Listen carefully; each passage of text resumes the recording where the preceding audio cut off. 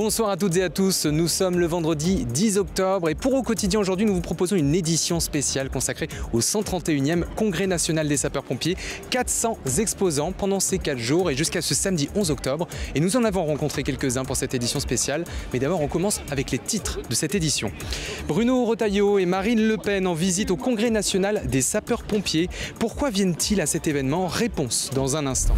Ce jeudi, l'ancien garde des Sceaux Robert Badinter est entré au Panthéon. La députée de la Sarthe Marietta Caramanli lui rend hommage.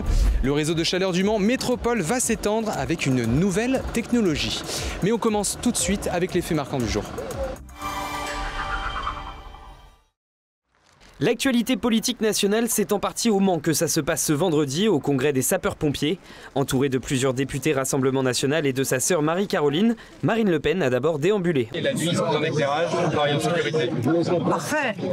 Des choses extrêmement puissantes. Voilà, c'est celle qui se Ah oui, d'accord. Oh là là. Avant de s'exprimer sur le contexte national actuel. La seule solution qui est à sa disposition, qui soit en même temps respectueuse de nos institutions et de la démocratie, c'est de prononcer la dissolution de l'Assemblée nationale, pas pour le plaisir de dissoudre l'Assemblée nationale, pour avoir à nouveau des élections et que les Français puissent donner le cap. Et de commenter le rassemblement de crise des chefs de parti avec Emmanuel Macron à l'Elysée, une réunion de marchands de tapis selon Marine Le Pen, qui en a aussi profité pour glisser un tacle à Bruno Retailleau. Et les résultats de M. Retailleau sont extrêmement mauvais. Voilà, donc c'est bien, il sort du gouvernement, il va enfin être dans l'opposition. Le ministre de l'Intérieur démissionnaire qui était lui aussi au Congrès quelques heures plus tôt, plusieurs mesures évoquées pour consolider l'engagement des pompiers volontaires. Leur indemnisation horaire va être revalorisée, des trimestres supplémentaires de retraite seront comptabilisés au-delà de 15 ans d'engagement. Des pompiers volontaires essentiels pour Bruno Retailleau. Je disais tout à l'heure, 80% des effectifs, 67% des interventions, 20% du budget. Sans cela, mes amis, il n'y a plus de modèle de sécurité civile français ni efficace ni viable. Décidément, ce vendredi, entre le Congrès national des pompiers et les politiciens, le Mans était au centre de l'attention médiatique. Un accident à Bouloir. Une adolescente de 16 ans a été percutée par une voiture ce vendredi matin au niveau de la rue nationale. Légèrement blessée dans l'accident, elle a été prise en charge par les sapeurs-pompiers et la gendarmerie, puis transportée à l'hôpital pour des examens. Les habitants de Saint-Saturnin invités à donner leur avis. Une enquête publique débute ce lundi 13 octobre concernant l'implantation d'un parc de près de 8000 panneaux photovoltaïques au lieu-dit la Petite Normandie. Tous les détails concernant ce projet porté par la SAS Petite Normandie sont consultables directement en mairie ou sur le site internet de la préfecture de la Sarthe. La préfecture aura à se prononcer sur le permis de construire à l'issue de l'enquête publique. Et vous ne me voyez pas directement par l'intermédiaire de la caméra de Colin Ancel, mais bien à partir d'une caméra intégrée dans un brancard, une innovation technologique dont certains SDIS peuvent avoir l'usage. Et pour en parler, nous sommes avec Thierry Bonello, responsable commercial de STEM France. Bonsoir Thierry Bonello. Bonsoir. Alors en quoi consiste ce brancard électrique? Alors c'est en fait un brancard où on met une assistance poussée ultime pour éviter aux pompiers et aux ambulanciers de se faire mal au dos. C'est un brancard qui peut aller jusqu'à soulever 320 kg et ça avec un seul doigt. C'est-à-dire qu'avec un joystick, on arrive à lever de terre quelqu'un qui peut faire 250-300 kg. Voilà. C'est déjà opérationnel? C'est opérationnel, on a débuté la commercialisation et on a en tant que clientèle les pompiers mais aussi les SAMU et les ambulanciers privés. Merci Thierry Bonello. Donc c'est une innovation très intéressante encore qui est présente au sein du Congrès national des sapeurs-pompiers. On poursuit alors que Robert Badinter, entré au Panthéon, la députée de la Sarthe Marietta Caramanli, évoque ses souvenirs avec lui. On écoute au micro de Laure Girard.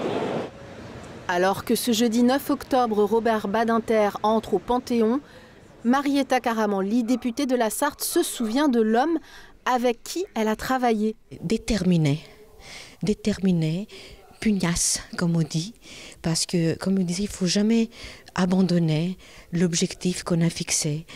L'objectif, c'était le combat pour les droits de l'homme. Moi, je l'ai connu à travers un dossier que j'étais rapporteur sur le parquet européen, et il me disait, quand je suis allée chez lui, oui, en 2023, voyez, juste avant le dernier vote à l'Assemblée nationale, et il me disait, c'était un combat que j'ai commencé, Marietta, quand j'étais ministre de la justice, et il fallait attendre tant d'années pour arriver à créer ce parquet européen.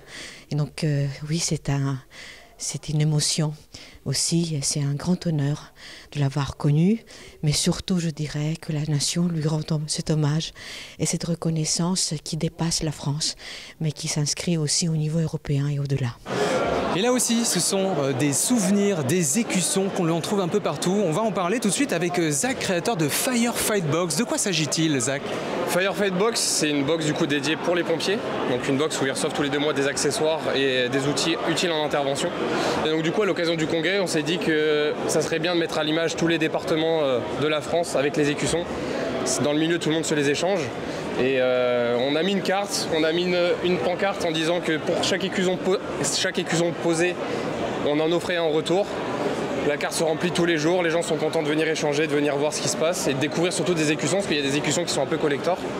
Donc voilà. En tout cas, Zach, on espère que ça va se compléter jusqu'à la fin de ce congrès, parce que la carte est presque remplie à l'instant. On va parler d'innovation, notamment d'utilisation de l'intelligence artificielle au service du SDIS 72. Et il y a une entreprise qui s'intitule Terriagène, dont les cofondateurs sont présents, Antoine et Alexandre Clapier, et Sylvain Bidier, cofondateur de Terriagène. Bonjour. Bonjour Alexandre. Est-ce que vous pouvez nous parler brièvement de votre entreprise? Brièvement, je ne sais pas si je vais avoir assez de temps, ça va être assez compliqué. Bon, Terriagène, c'est une jeune société sartoise, on est basé à Chahaigne. Ça fait donc 1 an et demi qu'on existe. On accompagne les collectivités, les entreprises et les SDIS justement en intelligence artificielle. Générative, c'est important de le préciser. On les accompagne pour qu'ils intègrent ces nouveaux processus dans leurs outils bureautiques, parce que nous on agit beaucoup sur la partie administrative pour soulager les équipes, surtout sur les tâches fastidieuses derrière. C'est vraiment des choses où on agit au quotidien. C'est une forte demande actuellement. Tout le monde veut se mettre à l'intelligence artificielle, donc voilà, on est là pour répondre à la demande. Vous existez depuis 1 an et demi, depuis janvier 2024. Vous proposez pas des solutions d'intelligence artificielle, mais c'est un accompagnement à l'utilisation de ces outils. Oui, c'est ça. Nous, on n'est vraiment pas dans la création d'outils, on est vraiment dans l'accompagnement, solution vraiment de diagnostic pour les SDIS, notamment parce que là, on est dans le cadre du congrès. On les accompagne vraiment à intégrer ces outils dans leur quotidien. Le but, c'est de travailler en co-construction avec les équipes, de façon à avoir une intégration fluide. Voilà. Depuis quand vous travaillez avec le SDIS 72 aujourd'hui? À peu près 8 mois. Donc, c'est notre premier SDIS. C'est vraiment, on est ravis qu'ils nous ont fait confiance sur le sujet. On a commencé par un diagnostic, on s'est mis autour de la table avec les équipes, on a discuté, on a dit qu'est-ce qui ne va pas chez vous, un peu comme chez un psychanalyste, c'est un peu la même chose. Et puis de là, on les a accompagnés avec une feuille de diagnostic pour les 2 prochaines années à venir. Alors une précision, vous êtes de Chahaigne, première entreprise sartoise justement qui participe à ces solutions d'accompagnement. Comment ça se passe concrètement? Qu'est-ce que vous avez fait avec le personnel du SDIS aujourd'hui? Vous proposez des heures de formation? Oui, c'est ça. Une fois que la feuille de diagnostic est faite, on accompagne avec de la formation sur les outils pour l'instant existants du commerce, notamment sur les outils comme Mistral. C'est vraiment au cœur des administrations françaises. On les apprend à s'en servir et à vraiment prompter, donc vraiment parler aux IA de façon fluide pour avoir un résultat de qualité. Donc concrètement, toutes les IA qui existent aujourd'hui, vous en sélectionnez quelques-unes et vous réalisez des formations avec ce personnel? On est obligé d'en sélectionner, comme vous dites, quelques-unes parce qu'il y en a certaines qui ne sont pas du tout conformes au RGPD, notamment des IA chinoises. Vous avez sans doute pu en reconnaître. Donc il faut faire très attention à ça. Et on est soumis aussi à la IACT qui est en place depuis le 1er février 2005 en Europe. Donc il y a vraiment une grosse partie réglementaire à avoir au niveau des SDIS. Ça c'est BIA, c'est fait avec Sora 2.0 qui vient juste de sortir il y a 10 jours. Donc ça c'est complètement de l'IA générée avec juste des prompts. Et là on est presque à une production vidéo d'assez haute qualité. On peut faire des montages, il y a même le son là on n'entend pas bien, mais on entend les véhicules, les gens parler dans les camions, etc. Vous voyez, c'est quand même très qualitatif. Quels sont les avantages pour le SDIS 72 ? Parlons peut-être en termes d'heures dans la semaine. Qu'est-ce qui gagne justement dans la semaine, par exemple ? C'est simple, nous, le retour qu'on a depuis 1 an et demi qu'on forme des collectivités des SDIS, c'est 5 heures par semaine de gagner. C'est-à-dire 26 jours par an, c'est quand même assez énorme. Donc ces 5 heures de gagner sont sur le triage de mails, sur plusieurs aspects. Le triage de mails, faire une présentation en un clic, par exemple. En un clic, je fais mon PowerPoint pour ma présentation de Codir demain. Donc voilà, c'est beaucoup des outils, des choses. Après, ça ne remplace pas la personne. C'est vraiment pour débloquer des situations. Je ne sais pas faire ma présentation, je vais demander à l'IA de m'accompagner pour être mon coach en présentation. L'objectif de Terriagène, vous êtes auprès de SDIS 72 aujourd'hui. Vous êtes au Congrès national des sapeurs-pompiers. Vous avez commencé à avoir des échanges avec d'autres départements ? On est très content de ce congrès. Pour une première participation, c'est vraiment une belle réussite. On a une vingtaine de SDIS qui veulent travailler avec nous. Donc l'aventure ne fait que commencer. Merci Sylvain Bidier, vous êtes cofondateur de l'entreprise Terriagène avec Antoine Clapier qui est juste derrière et Alexandre Clapier. Vous êtes 3 cofondateurs de cette entreprise qui est basée à Chagnes. Merci à vous de votre intervention. À bientôt. Vous les avez certainement déjà vus, les travaux de réseau de chaleur au Mans. Eh bien, ce jeudi, le conseil communautaire a décidé d'étendre ce réseau avec 19 nouveaux kilomètres du côté du quartier sud du Mans. Un réseau décarboné puisqu'il va fonctionner avec de la biomasse à condensation. De quoi s'agit-il? Précision dans ce reportage de Laure Gérard. Ce qui fait que le kilowattheure ou le mégawattheure de chaleur, il doit s'adapter. Le développement des énergies renouvelables locales, un enjeu majeur pour le Mans Métropole, qui a voté ce jeudi 9 octobre l'extension du réseau de chaleur du côté des quartiers sud du Mans. 19 km supplémentaires, ajoutés aux 53 déjà existants. La technologie utilisée, des chaudières biomasse à condensation qui fonctionnent avec des déchets et des granules. On va arriver à baisser le niveau de consommation. L'objectif est de le faire autour de 4000 gigawattheures. Eh bien, rien qu'avec 2 réseaux de chaleur, on sera à plus de 300 gigawattheures de gagner directement en énergie renouvelable.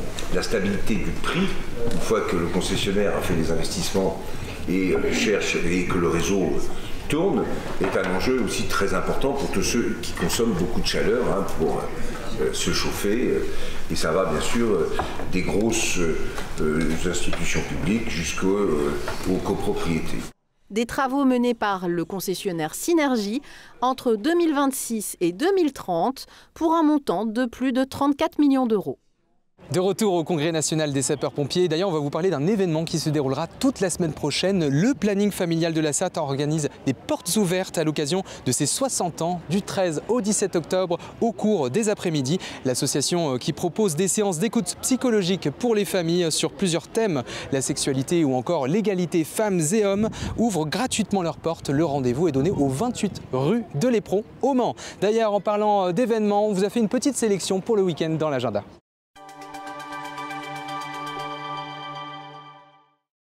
Pour ouvrir cet agenda du week-end, les associations sartoises rejoignent le mouvement national #SaNeTientPlus pour défendre et soutenir le statut loi 1901. Les associations sont pour beaucoup mises à mal d'un point de vue financier et de moins en moins soutenues par les fonds publics. Elles se mobilisent et vous invitent à les rejoindre pour un rassemblement ce samedi 11 octobre de 13h30 à 14h30, place des Jacobins au Mans. Annulé l'année dernière pour cause de terrain impraticable, cette fois le club Rétro Décalé organise sa 11e bourse d'échange et une exposition de véhicules de collection ce dimanche 12 octobre à Bazouges-sur-le-Loir. De nombreuses animations sont prévues, une tombola et bien sûr une balade en voiture dans la région. Et puis le match des légendes pour fêter les 40 ans du Mans FC, c'est ce samedi 11 octobre à 19h. Mais le stade ouvre ses portes dès 14h30 pour profiter d'un village d'animation avant la rencontre de 15h30, opposant 2 clubs sang et or. Le groupe pro féminin du Mans reçoit le RC Lens dans le cadre de la Coupe de la Ligue féminine. Bref, une grande fête du sport au stade Marie-Marvin ce samedi et il reste des places. Allez, on termine avec les tendances météo de ce samedi 11 octobre. Dans la matinée, le soleil sera toujours au rendez-vous avec quelques nuages dans l'ensemble du département. Les températures avoisineront les 15 degrés. Dans l'après-midi, toujours du soleil jusqu'à 21 degrés du côté de Sablé-sur-Sarthe ou encore de la Flèche. C'est la fin du Congrès national des sapeurs-pompiers ce vendredi, mais retrouvez encore des animations qui se dérouleront ce samedi 11 octobre au circuit des 24 heures. Je vous souhaite une très bonne soirée et un très bon week-end. Et à lundi, 18h45, 19h pour Au Quotidien.